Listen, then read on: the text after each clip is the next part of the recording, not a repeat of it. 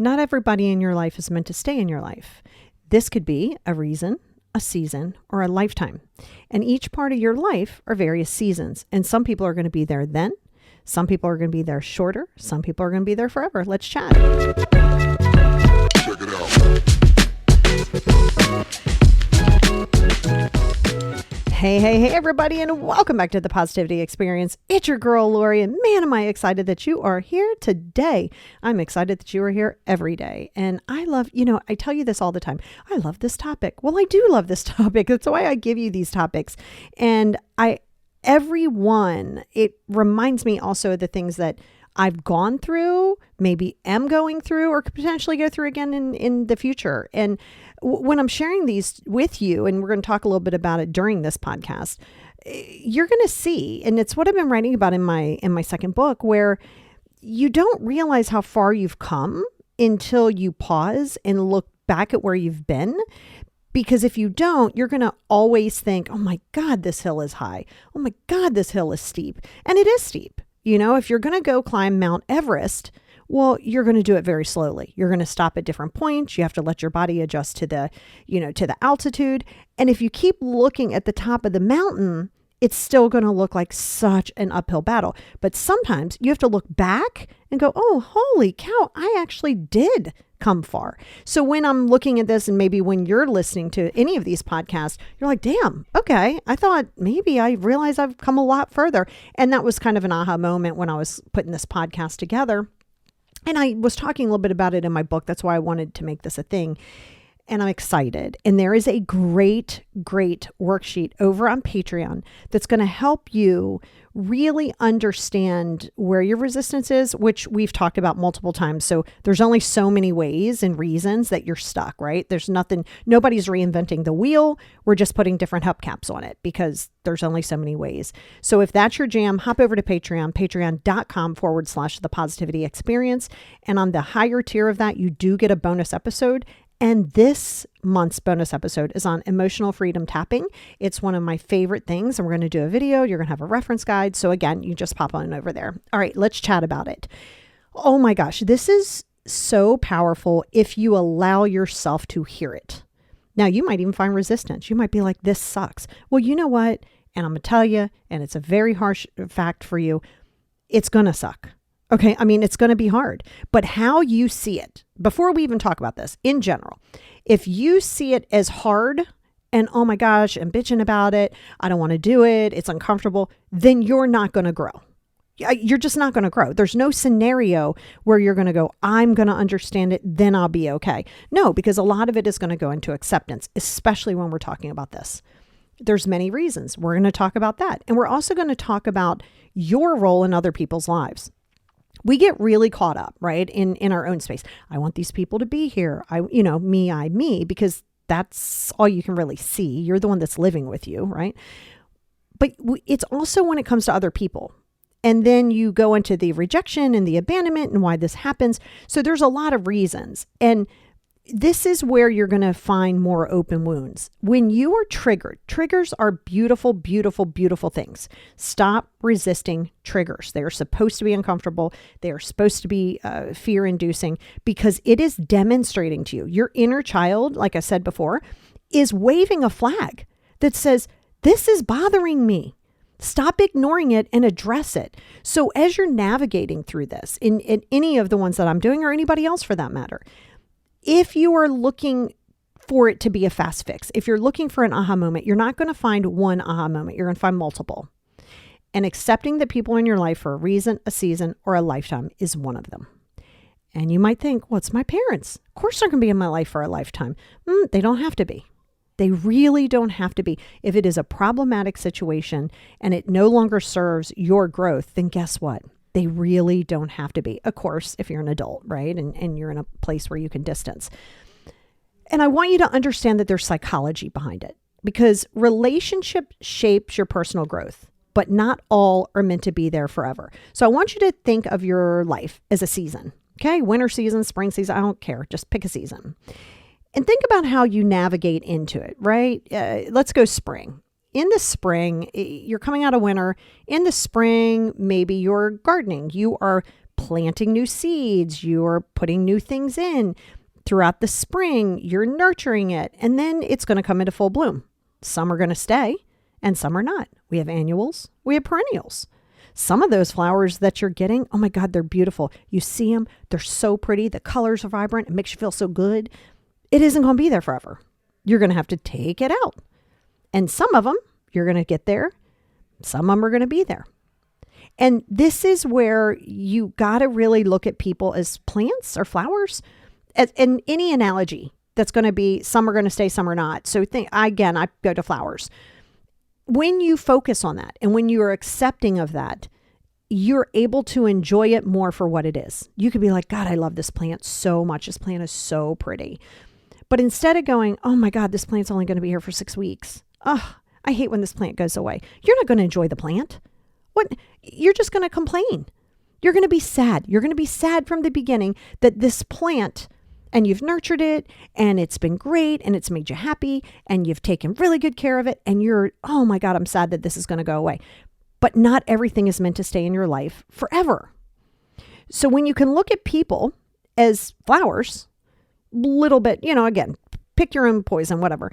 But if you can look at it like that, that doesn't mean that you can't appreciate it. It just means that you're not trying to force something. Multiple reasons as to why this happens. But why do people come into our life? And there's all kinds of reasons. The funny thing is, really think about this for a minute. Okay, let's say you're in a relationship with somebody, or you've been in one, or you're looking to get in one. Think about how funny that is in a way. Okay, you see somebody, you're like, okay, wow, you kind of vibe with me. This is cool. It's almost like you're picking out an ice cream. You're like, oh, well, what flavor suits me? Oh, okay. This seems good. I think I'll pick you. Maybe I'll procreate with you. I mean, the attachments the connections that we form is based on energy, which is always funny when people go, oh, I don't believe in energy. That's very woo-woo. Well, what the hell do you think is happening? You're vibing off of somebody's vibration. And as you grow and or as they grow, sometimes you're going to outgrow and it's going to be a mismatch of energy. But in one point, it was there. I'm going to utilize some things in my past. So a lot of you already know this, but growing up, I grew up in an undesirable area and my dad was doing his thing. My mom had passed away. So it was kind of on me, right? I was going to school. I was a server and I also would sell drugs on the corner, or not on the corner, but they were selling it on the corner. I was kind of the mule person. And that's just what I had to do. I mean, that's what you had to do. So the people who were in my life at that time were there for a reason. Oh, you can call it a season too, but they're there for a reason. They were there to help me and I was there to help them in a certain time. In that moment, did I think it was forever? Yeah, I don't know. I wasn't there. I was 15 years old. Everything is forever. Okay. So you also have to remember perception. Everything is forever at that point in time, but you don't think about it. And these are people who, while you need something to where you are in that point in your life, that's what you surround yourself with. That doesn't mean that they're going to be there forever. I mean, they're obviously not. They're not in my life forever. It was not only a reason, it was a season, a little bit of a longer season, but it was there. You appreciate it for what it is. They were supportive for what the support was needed. So that might not be as dramatic as something in your life. I would hope most of you didn't have that drama in your life of that level of being like sort of in that illegal activity. But some of you have. Some of you have. And if you look around, going back to what I said, in forgiveness, in different things within your life, stop holding yourself to some weird standard because you did something or you said something. You navigate in a season that you're in.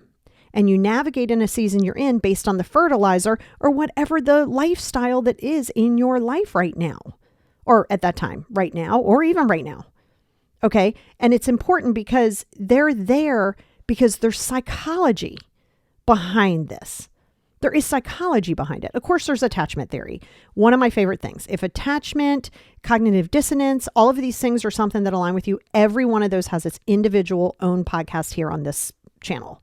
So you can go and you can really dive into it. And if you're on Patreon, you can even go back to those worksheets. Very, very helpful to keep going back and forth.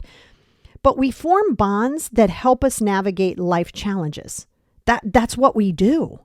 That's since beginning of time. That's since the beginning of time.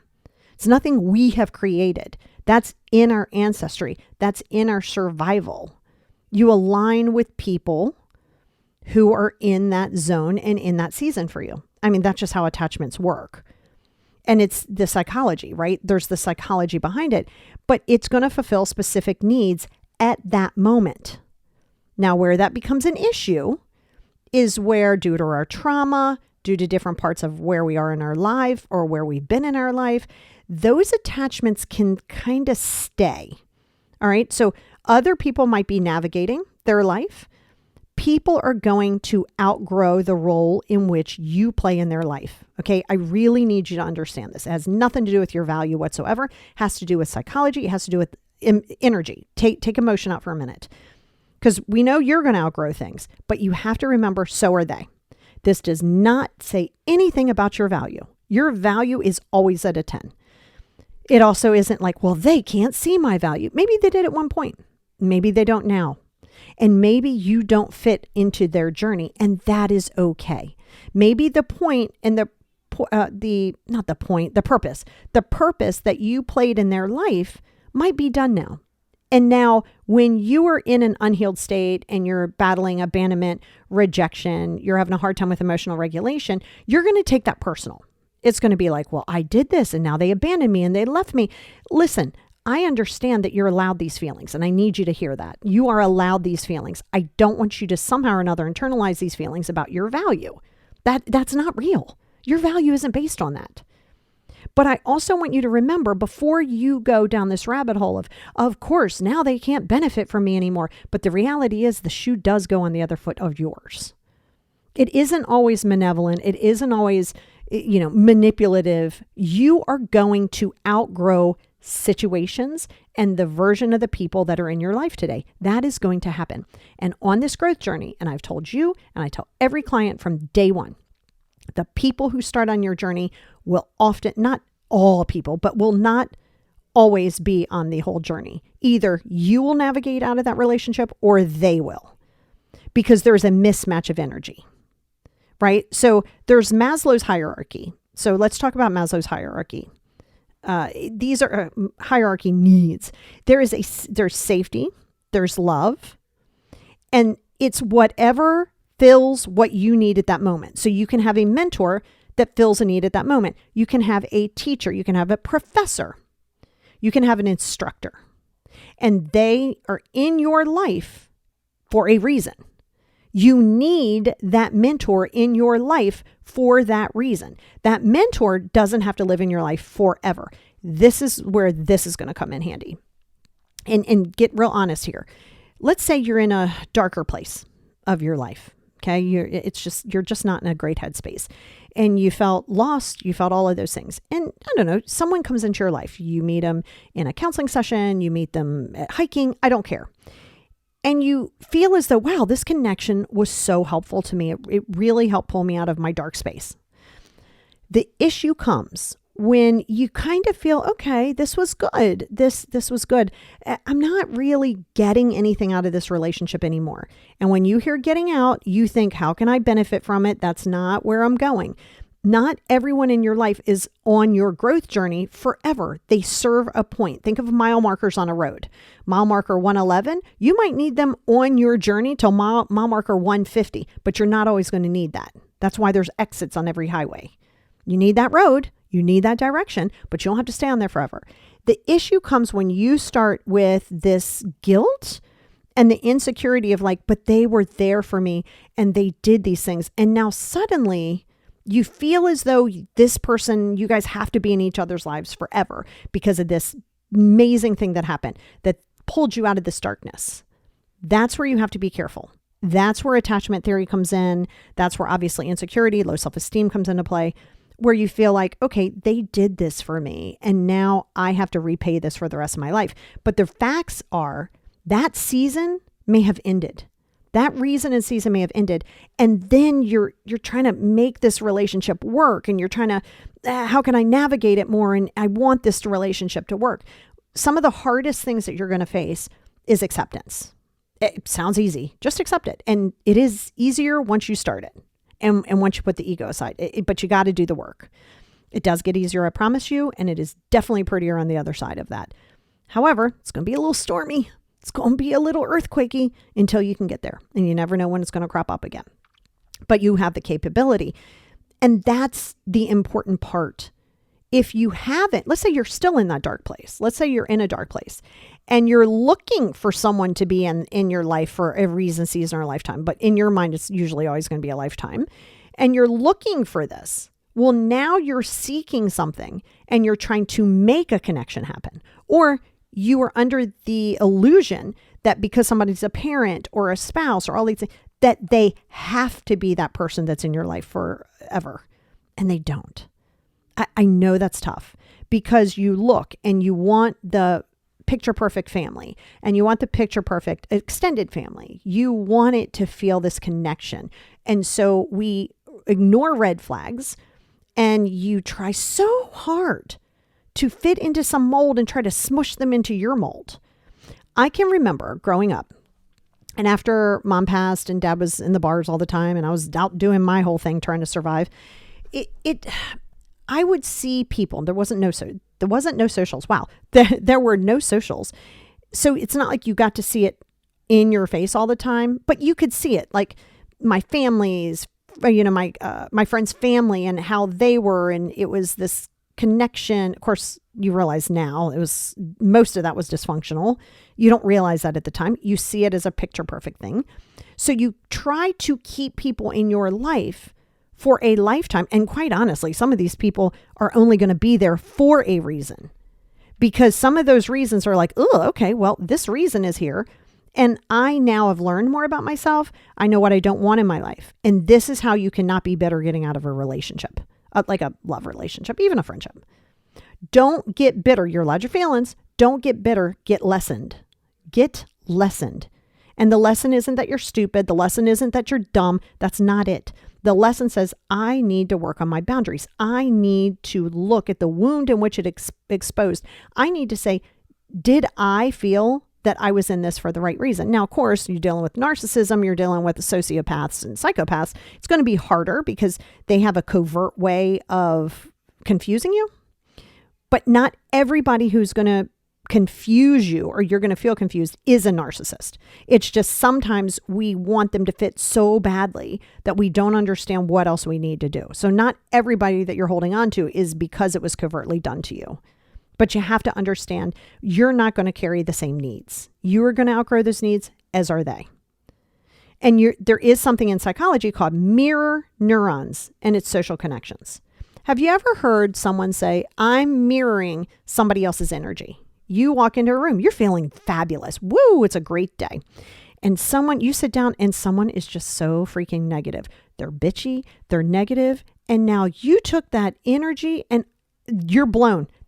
In 2 seconds, you're blown because you're mirroring somebody's energy. You are mirroring those neurons. Because often in life, we're going to seek people who reflect or enhance our personal experience. In that moment, we're having personal experiences. So you're like, that does not work for me. I do not want that. And that's where you distance from it. So I want you to put that in real life today. I want you to think about this right now. Who in your life that you're close to, take work out for a minute because there's always going to be fuckery with work because you don't always get to pick who's there. Let's say in your personal life where you have more choices, where you can actually say, I am in more control of this relationship, of having it or not. And I want you to look right now, not how you want it to be, not how it used to be, and not how it could be. And I want you to say, when I am with this person, is this person promoting my growth? And is this person aligning with what I need in this moment? Because maybe they're not. And maybe you're not. And this is why you never want to beg someone to stay into your life. You never want to beg somebody to see your value. You don't want to beg people because there's going to be a mismatch of energy. And it doesn't matter how hard you try. You can't get that seesaw to be in the teeter-totter seesaw, whatever. I know. You're like, what the hell is that? Oh, it makes me sound old. But you're not going to get it super balanced. And the more you try doesn't mean it's going to work. So why do people leave, right? So we know the why. We know why People are in your life for a reason, season, a lifetime. And those are the things that you may not even realize that you're consciously doing, right? If you're in a growth space, you need doctors, you need teachers. You might not need those specific ones all the time. They fill a space at that moment. Why do people leave? Well, psychological growth and mismatch, exactly what I was just talking to you about. If someone is no longer matching you, it's not going to work. So I want to talk to you about my first husband. I've been with Paul for 19 years, married for 17. Prior to that, I was married to another guy. It was great. We were in the industry together. We got to do so many fun things. We traveled, had free drinks, had free food, was living the VIP lifestyle. It was in the city. Oh my God, it was a vibe. It was great. Vibed out. We could experience it together. And then I had my son. Okay. I had my son and I grew in a different way. Now I had severe postpartum depression, which is already a nightmare anyway. I had that with all my kids very, very severely. However, I was like, okay, well, obviously I can't keep doing everything that I was doing before. I could still do some. But the misalignment now, it started to get misaligned, right? So all of the things that we shared and all of the things that we could vibe off and we had fun doing, there's a little bit of a shift. Wasn't super dramatic. Little bit of the shift. Well, it was a little weird, right? You start losing this little bit of a connection.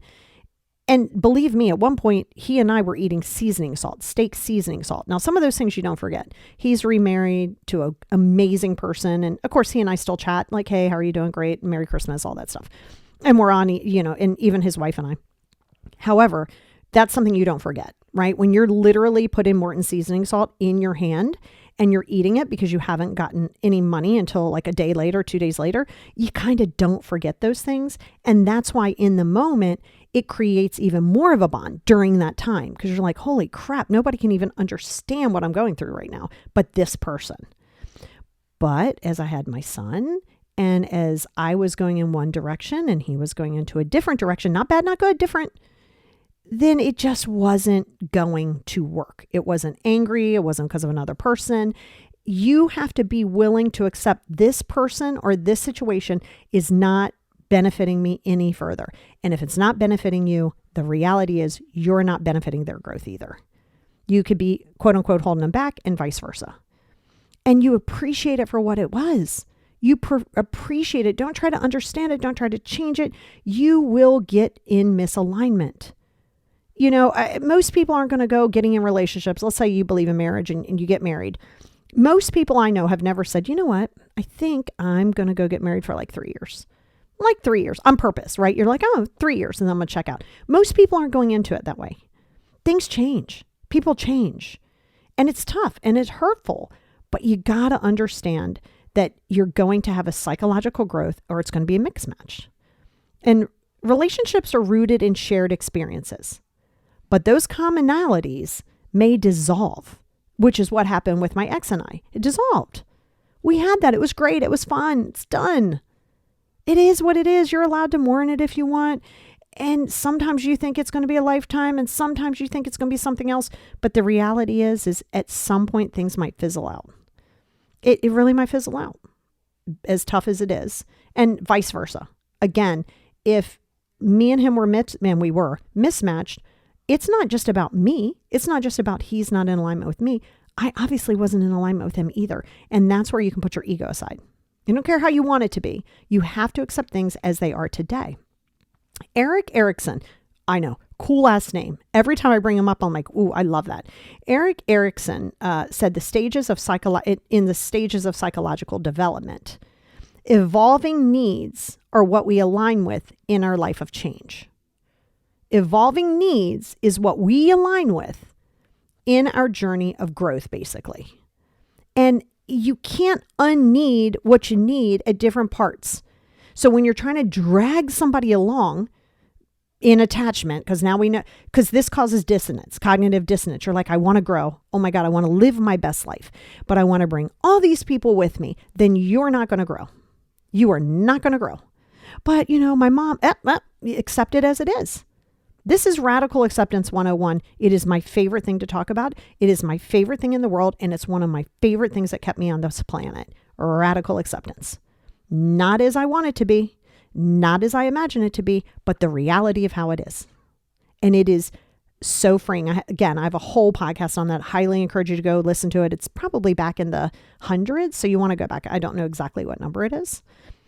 But the commonalities are going to dissolve. Most of us, I can speak for myself, the things, as a matter of fact, I was just talking to Paul about this earlier, because I was writing my book and we were talking about a lot of the shady things that I did, growing up. And he goes, look at you now, like you've evolved so much and, you've changed so much and you did the work and you did those things. And because those things have changed, I no longer had to be as much in survival mode. I didn't have to be undirectional. I didn't. I wanted safety and security, but I was willing to do anything dangerous and illegal that I could do if I needed to get something quickly. And I was 15 and I was 19 and I was 22. Okay. So all those points in time when you have no direction and you're running towards something and you're trying to keep all these people and all of these situations in your life because you want to bring this along with you, that becomes problematic and it holds you back. And that's why you say, okay, what do I need? This is why you got to check yourself today, like what? Hello, talking to you while you are here listening, driving, dishes, I don't care what you're doing. You got to ask yourself, what am I resisting in my life right now? Who am I resisting? What am I resisting in letting go of because I want this to be a lifetime? It could be a spouse. It could be a job. It could be an adult child. Be honest, not how you want it to be. I need you to get off of that. I don't care how you want it. I don't care how you wish it. Look at it for what it is factually right now. What is it or who is it that you know is not on this lifelong journey anymore? It was a reason, it was a season, but it is time to exit from that season. And then ask yourself, why are you avoidant of making the moves that you have to make? Oh, I don't want to be alone. Well, I promise you, you would much rather be alone and work through your stuff than be with somebody in a toxic situation. It does not have to be a love relationship. Toxic relationships happen in friendships too. And you have to say, why am I willing to do that? But if you're not willing to understand that maybe it was a reason or a season that somebody was in your life and you're trying to make everybody be there forever, you're going to drown. It's going to be really hard to keep pulling all this weight with you going down these mile markers of life. That snowball starts small and then it gets bigger and it gets bigger and then it engulfs you. Then you're done. Now you're stuck. You can't go anywhere. Now you're cemented in one place and you keep fantasizing about, oh my God, look how beautiful that is at the end of this road. Well, you're never going to get there. And that's the important part. Accept things as they are, not as you want them to be. So going back into your life today, looking at the situation, who or what is in your life that you have got to say, I don't care how you want it to be. This isn't emotional. Look at it on paper as though you're looking at it as a project. Who is benefiting this growth and who is not? And of course, everything isn't going to be 100%, right? People aren't just going to be there and your support system 100% of the time. So don't be ridiculous.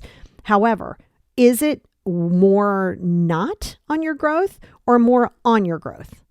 And then act accordingly and label it even. That's helpful. Put people down, like put everybody that you're close to down on a piece of paper and put them in columns, right? Put reason, season, lifetime. Now you might not know yet who's going to be a season and a lifetime. I mean, a season and a reason, but I want you to put everybody that you know, okay? And get clear. I don't care what the relationship is. I want you to look at them and say, is this in alignment with who I want to be and the direction I'm going in? Be honest, be super honest. And then you can say, well, gosh, maybe this person was there for a reason. What did I learn? Even though we're not in alignment any longer, what did I learn from this relationship? What did I gain? What clarity did I have? What lessons did I learn? And reason and season can be together, but sometimes reason is quick. Sometimes it's a quick turnaround, right? Your car broke down on the side of the road, AAA, like your cell phone service was out. Somebody comes through. They're like, oh man, my bad. Let me change your tire for you. Let me go get gas. They do that and they go about their life. Well, that was a quick reason. So a lot of people that you meet day to day are in your life for a reason.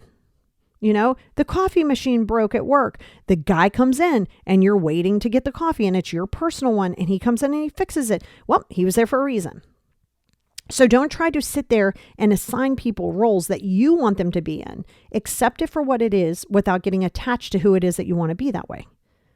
So again, that's your emotional energy exchange, because relationships thrive on emotional energy. That's energy. That's how relationships work. So when that becomes unbalanced, either side it's no longer a mutual benefit. If it is not a mutual benefit, most of the time, if it's not a mutual benefit, then whoever it is really has to make some harsh decisions. And it's not even harsh. It's decisions for self. This is where you get stuck right here. And exactly what I'm getting ready to say. You don't want to hurt somebody. Well, guess what? If you go through life fearing if you're going to hurt feelings, you will not ever be your top priority. I'm not asking you to go out and intentionally hurt somebody. Not asking you to do that. But if you hold your growth back because somebody is expecting you to be on their lifelong journey, you're their lifetime. Well, guess what? They might not be your lifetime. They might not be your lifetime. So what is that? Well, that's a mix match and your emotional energy is off. So you don't want to stay in a situation where somebody else is trying to put you into a narrative that they have about you're their lifetime partner. You see this a lot in relationships, friendships too, honestly, but intimate relationships. This person really wants this person and I want to be with you forever. And then the other person's like, well, it was great, but I'm not in it. And then you go, oh my God, I cared more than they did. Probably true. But did you care or were you an attachment? See, that kind of goes into a whole different podcast and we've talked a lot about it in previous podcasts, but sometimes what you think is love is not love. It's attachment, because love is autonomous. I love my husband right now. Love him. For the most part, gets on my damn nerves. And we've been together 19 years. It would be very, very hurtful if he was like, you know what? I am no longer interested in this relationship. I need to move forward. It's going to hurt, but I'm not going to get mad and I'm not going to beat myself up because I love him. If I'm not meant to be on that journey, I love him enough that I'm okay not being on that journey. But that comes with emotional resilience, emotional maturity, and self-confidence. Feel your feelings, but accept. If you truly love somebody, not in attachment, not in expectations, not in keeping score, if you love someone, no matter who it is, then you want them to be happy, even if it's not you in their life.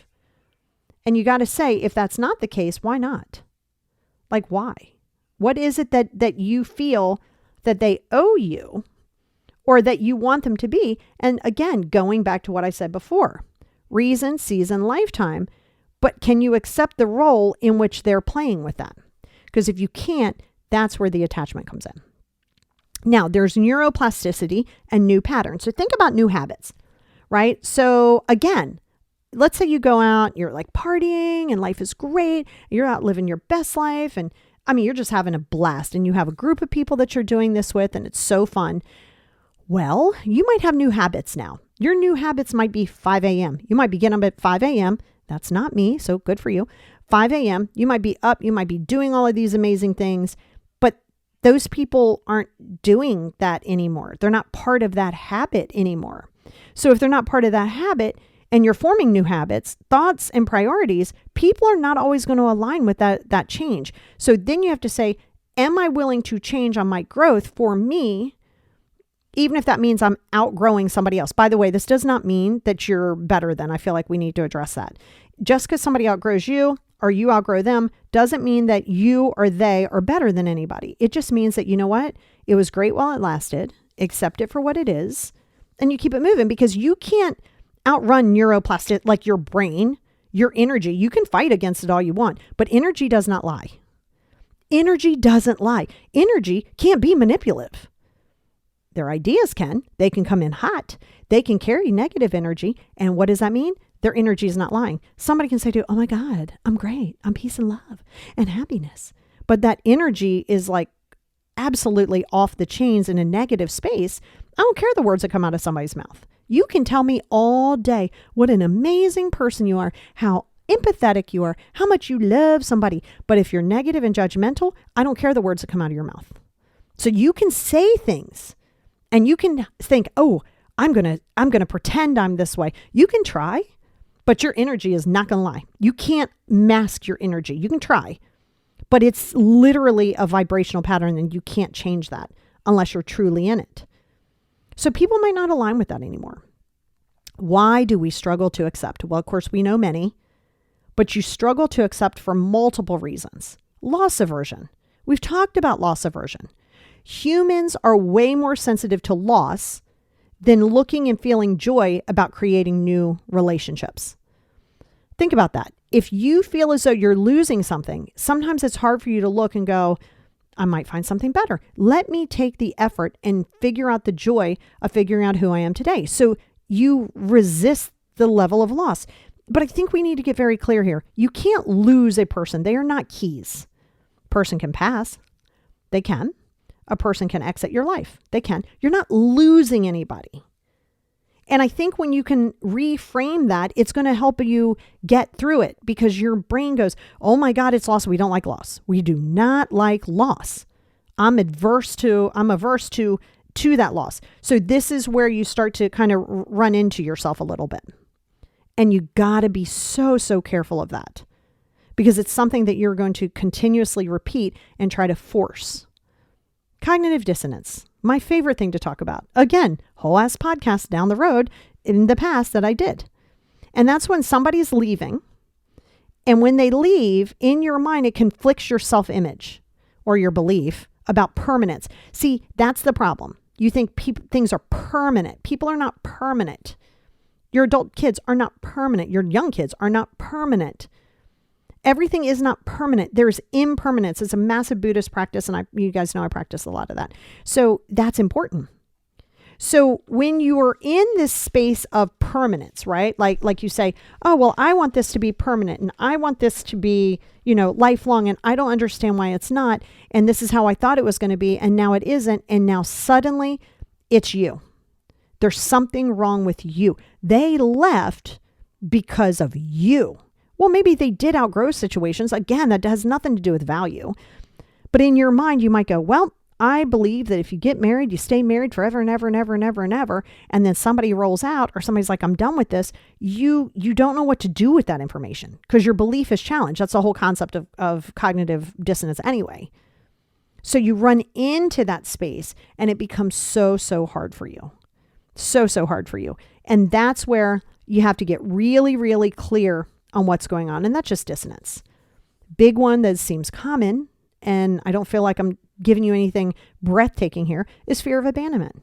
You have such a hard time of letting go because of fear of abandonment, which don't forget, I have that free workbook, like 10-page workbook. If you want that, just jump on my website. It's here and get on the mailing list and we'll go from there. But it's unresolved attachment wounds, especially from childhood. We already know this. And it feels like rejection. If someone says no to you, that is not rejection. That is just no. If someone leaves, they are leaving. That doesn't mean that you are rejected. If you go in for an interview and you don't get that job, that doesn't mean you're rejected. You see it that way, and the mindset shift has to come, and it will come. It will come. I promise you. But you have to be willing to do the work and the acceptance that things are as they are. And just because you wanted it doesn't mean that it wanted you back. But just because it didn't want you back, I'm talking about a job now. Just because you were like, oh, I really wanted it and I put all this expectation, don't do that. That right there. Well, I expected that. As soon as you say that to yourself, you need to go, ooh, I need to address this. And that's the narrative fallacy. Continual narratives of your lives. So if you have a narrative of how things are supposed to be, and then something disrupts that, the storyline has changed. You're like, what is happening? What the hell is this? This is not the storyline. I wrote this storyline and it's not working because everybody isn't on your storyline. That's your storyline. That's your needs. Those are your journeys. That may not be everybody. You will have people who are in there for a lifetime. You really will. And they might even be there for a reason too, a reason and a lifetime. I mean, these things can be interchangeable except for the lifetime one. And so I just think you need to understand that. So if you feel like you're clinging on to something or you're having a hard time accepting that somebody's just a reason or a season, or you are a reason and a season to them, and it's bringing up fear of abandonment, this is where you really want to focus. Again, go into the trigger. Yay, trigger, excited to have your trigger because it's demonstrating what is holding you back in various levels of your life. Stop resisting it. Stop trying to not have it. Use it to your benefit. It is there. It is your inner child going, can you please pay attention to me? It's you screaming to yourself, accepting the role in which you play. You have got to reframe loss as a growth. It's not loss. It can feel like loss because it's not as you wanted it to be. It is not as you expected it to be. It is not how you wished it to be, but you have learned something. It is giving you growth. You have moved forward and they have moved forward. And honestly, on this journey, sometimes you're going to be like, oh, there's people who really aren't growing. Don't judge them. But they may want you to be in their life for a lifetime, but they're stuck in one place. If you're stuck, even you, if you're stuck in one place and you're not like you want to grow, but you're not growing, but people are coming in and out. Now you feel like there's something wrong with you, but they're navigating their own journeys. So you may be part of their journey at this time, but not this time. So you feel rejected, but they're just on their growth journey, but you're in a stuck state. Or they're in a stuck state and they're trying to stress you out about you staying forever and ever and ever because that's where they are. Their needs aren't changing because they're not growing. So if you feel that way, you have to say, oh, am I really committed to growing? Because when you do that, you're going to see people are in your life. They're not in your life because you're on a growth journey. If you're not, you want everything to stay the same. So you got to understand your roles. Roles are reciprocal. Energy is going to be matched. Again, it's not always equal, so don't go down that rabbit hole. Everybody isn't going to be at a constant 10 happiness at all times. Things are not going to be great. Things are not going to be as you plan most of the time. So with that, you have to say to yourself, okay, is this something that I maybe need to take a step back? Is this on my growth journey? And maybe they're on a different part of the journey. So you're mismatched a little bit, but then later on you catch up, but don't try to plan for that. And you got to embrace impermanence. This was the biggest thing when I navigated over to Buddhism, a little bit of paganism and everything else that I kind of use that isn't a traditional type practice. Buddhist principles are transient natures of things that are temporary. Everything, including your life, you are temporary. I don't care how mad you don't want to believe that. It is a fact. You're not outrunning it. It is a scientific, lifelong fact. Everything is temporary. Everything is impermanent. Stop attaching some value and some desire to permanence. That will disappoint you. That will keep you in a stuck state. So if you're in a stuck state, what happens? Now you want the same people to be right there. Like that's it. It's like you're frozen in an ice cube and you want everybody to be frozen in an ice cube with you. It's not healthy. You can't grow that way. You're allowed to be disappointed. You're allowed to have your feelings. Do the 5 journals. Work with it and say, what am I really hurt about? Did I expect it to be more? Did I want it to be lifelong? Do I feel like maybe in my mind, I did more than the other person? Well, then why were you doing that? See, these are lessons. These are good things. Don't look at any of these podcasts, or at least I can say any in the world, but any podcast, especially the ones that I'm doing with you, don't look at them as negative. This is acceptability. I am always going to carry a direct, harsher approach, but it's never out of negativity. It's about this is what you need. And you don't have to love it, but you appreciate it and you have radical acceptance for what it is. You must have radical acceptance. And it might take you a minute to get there. And guess what? That's okay. It's all right. So the next time you focus on wanting people in your life forever and then you're upset that it was a reason, but that's how life works. That's how it works. And you got to accept that. So again, look at the people in your life. Look at the things in your life. Is it in alignment? I don't care how you want it to be. Is it in alignment of your growth? And then you must accept, what role am I willing to put them in? Is it a reason and a season or is it a lifetime? And sometimes you're not going to know even the answers to that. So you can't just assume you're going to know who's there forever. So you say, this is where I'm in my life at this moment. What is benefiting me? And how am I benefiting others? So that being said, I think it's time to take a really good hard look and embrace the fact that you're going to have great people in your life. And people you run into, even if they're not so great, they're giving you some lesson. But remember this, you are the leader of your journey. You are the leader of your book. Don't let anybody else write the chapters in your book. You are the writer of that chapter. And writing a book is hard. I know I'm doing it. Writing a book is hard. And it would be easier to have somebody write that chapter for you, but it's not your chapter. So don't put all of these authors and all of these people into your life to navigate your life for you because you're afraid of them not being in there for a lifetime. One thing is factual. You are in your life for a lifetime. You are in your life for a lifetime. So how do you want to nurture that?